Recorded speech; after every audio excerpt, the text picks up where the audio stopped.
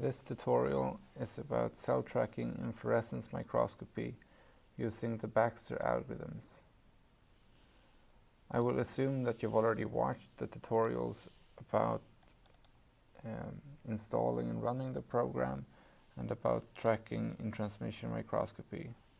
Now I'm opening the dataset with fluorescence microscopy, and it's taken from the ISBI cell tracking challenges. It's 2 time-lapse microscopy image sequences, and the previews are white here. That's because the program assumes that the images have 8 bits, but these images have 16 bits. And you should enter the number of camera bits and not the number of bits in the image files, but in this case it is 16. Sometimes it can be 10 or 12. I press save, and now the previews display properly. In these image sequences we have mesenchymal stem cells from rat, and in this image they've been imaged with 10x microscopy. It's 20 minutes between the images, and the cytoplasm of the cells is fluorescent, so we can see the entire cell and not just the nucleus. If we look at the second image sequence, we see that it's been acquired with 20x microscopy, and instead of 20 minutes we have 30 minutes between the images. The first thing we need to do in order to track the cells is to specify a segmentation algorithm and parameters for that segmentation algorithm. So we set segmentation parameters, and for this image we can get a nice segmentation with a very simple segmentation algorithm. It's just simple thresholding. Will give a pretty good result. In this case we can see that we're not segmenting the entire cell, so if we decrease the threshold we will get a better segmentation. We also see that the contours of the cells are fuzzy like this, and that's because we haven't applied any smoothing to the images, and that's an advanced setting. So we press advanced in the level menu, and now we can specify the amount of smoothing that we want to use. The parameter is the standard deviation of a Gaussian kernel that we apply to the image. And 1 was a little bit too low because we still see some of the fuzzy contours. 2 is better, and I think that 3 will be even better. Now we can look at the image sequence, and it looks pretty good, but it looks like the threshold for area is set too low because these small regions shouldn't be included. So if we increase this to 100 pixels, or I think I'll put it to 250 pixels, we only get regions that are cells. This is probably not a cell, it's just a part of a cell, but I think if we exclude this we will also exclude some cells. Once we're happy with the segmentation, we can save it by pressing save sequence. We can also save it for both image sequences, but we'll start with this one. And if we uncheck this revert to saved, we can go to the next image without changing the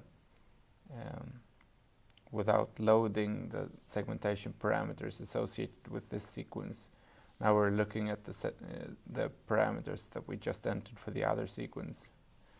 And this image looks pretty good, but the first image here is not good at all. The entire image has been segmented because the image is too bright. If we increase the threshold, this image is segmented nicely, and now we just need to make sure that all of the images in the sequence are segmented nicely.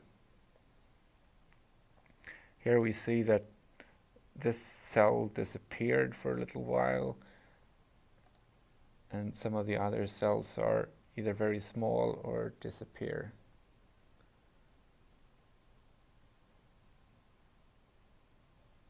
So to include these cells, we need to lower the threshold. You can see if we can lower it to 17.16. So there's no way we can get the first image and the last image segmented properly with the same settings. And therefore we'll go to a more advanced segmentation algorithm called bandpass filtering. And this is actually an algorithm where we filter the image with a difference of Gaussians filter. So it removes very low frequencies of the image, so it removes background, and it also removes the very high frequencies, and therefore the noise is removed. But we will have to set the parameters here a little better. So we can look at the different parts of this algorithm. So first, the algorithm will apply a smoothing kernel, a Gaussian kernel to the image, and to generate the background image. And then it applies a smaller kernel to remove noise in the image. And then it computes the difference between these two images. It removes the background from the smoothed image. If we look at the smooth image, we see that not all of the noise has been removed, so we need to increase the size of this kernel. So this specifies the standard deviation of the Gaussian kernel. If we increase it to 3, it's a little bit smoother, 4 and 5, but we cannot set this higher or as high as the high threshold defining the kernel used to compute the background image. So this needs to be higher. And then we can increase the lower standard deviation as well. Now we can play with the threshold a little bit. We need to lower the threshold so that more regions are included.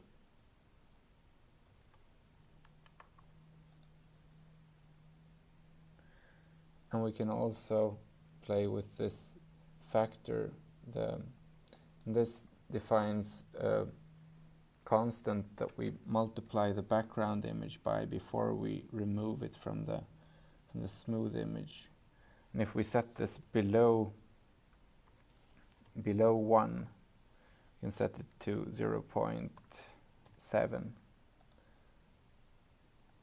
Then we get something which is slightly more robust.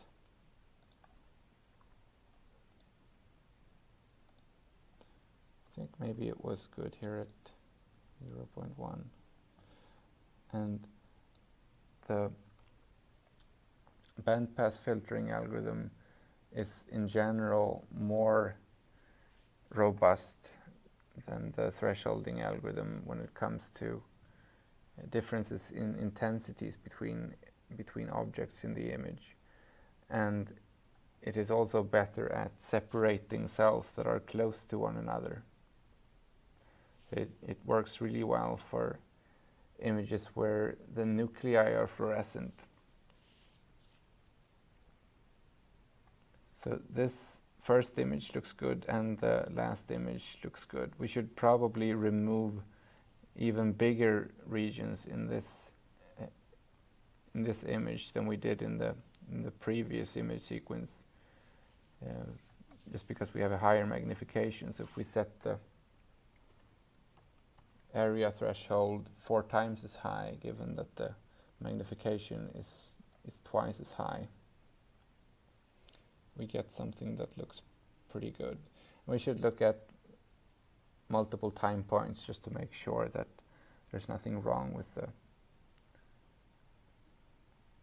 subset of the images.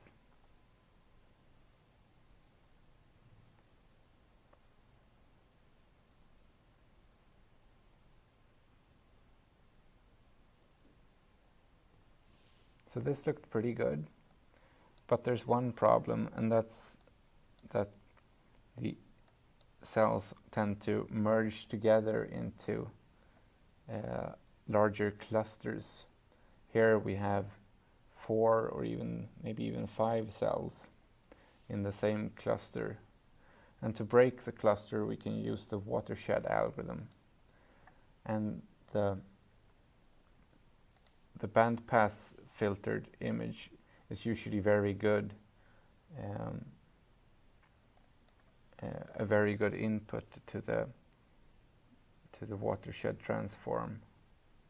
So here we will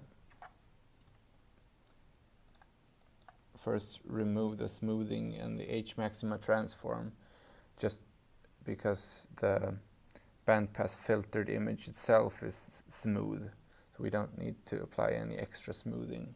We will, however, have to add some H maxima transformation. So we remove the very smallest peaks, or the smallest local maxima in the image.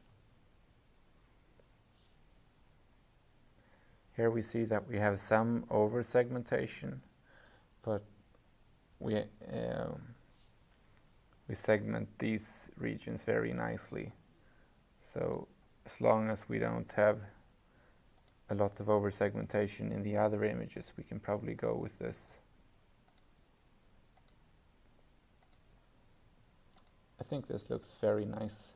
So press save for sequence. So I save this for this particular sequence, and then I press revert to saved, so that we can look at the previous image and add a watershed transform to that one as well. Maybe we don't have a lot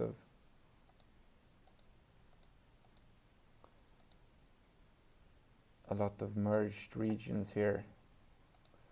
We ought to have some. Here is one. In this case, we're not using the bandpass filtering, so instead we will use the brightness as our input to the watershed transform.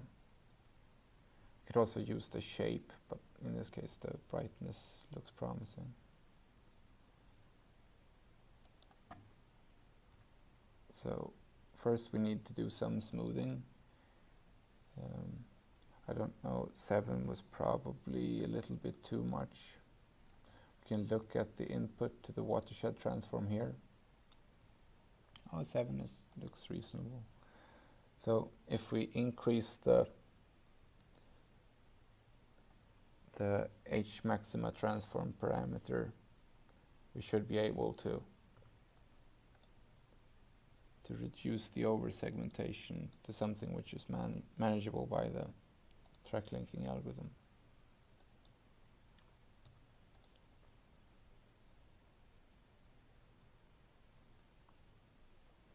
So here we see that this cluster is broken into 2 separate regions, and if we go back to the original image and play the sequence, we can see if we have other clusters that are separated, or if we have over segmentation. There we saw some over segmentation, but we also saw that these two regions were separated by the watershed transform. So that's good.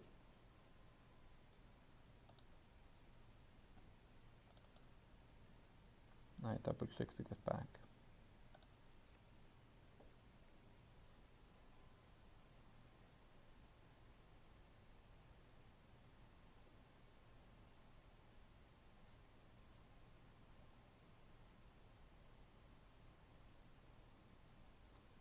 So hopefully this will work well. I save these settings and then we go to the track linking settings. So settings, we choose the track linking category. This first parameter is the speed of the cell, and I think 20 pixels per frame is reasonable for the first dataset at least. We'll enter it for both. The probability of a region containing no cells is probably around 20%. Probability of having one cell could be 70%, and the probability of having two or more cells is probably 0.1.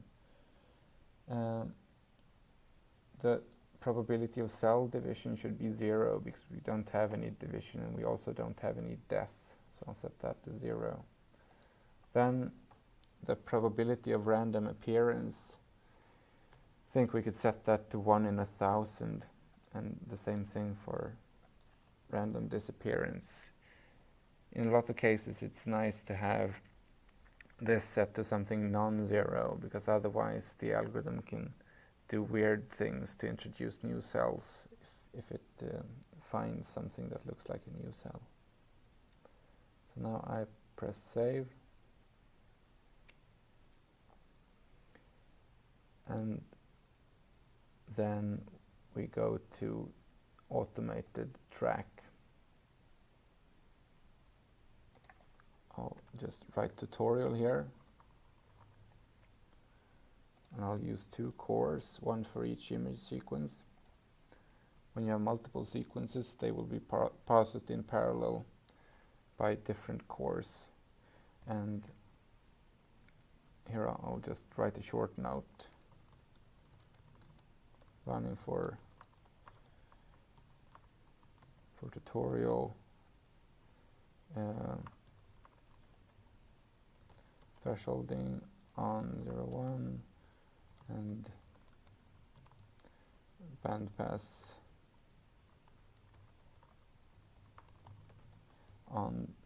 filtering on 0.2. Press start, and then we can see the output from the program in this terminal window. These outputs here were created during the segmentation evaluation,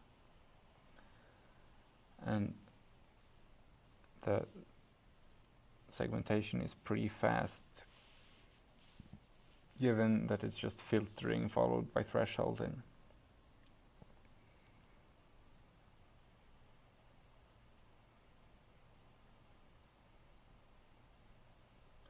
And the track linking is also extremely fast because the number of cells is so small.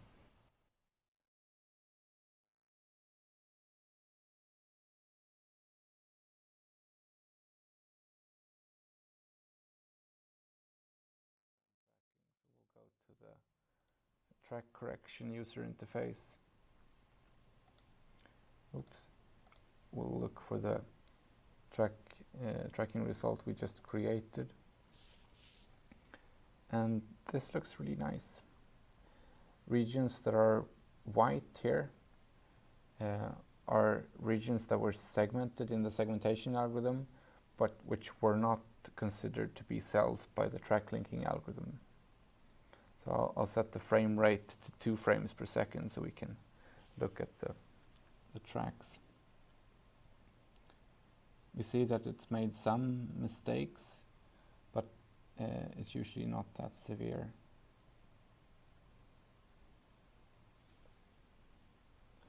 And correcting these mistakes would not be too time consuming.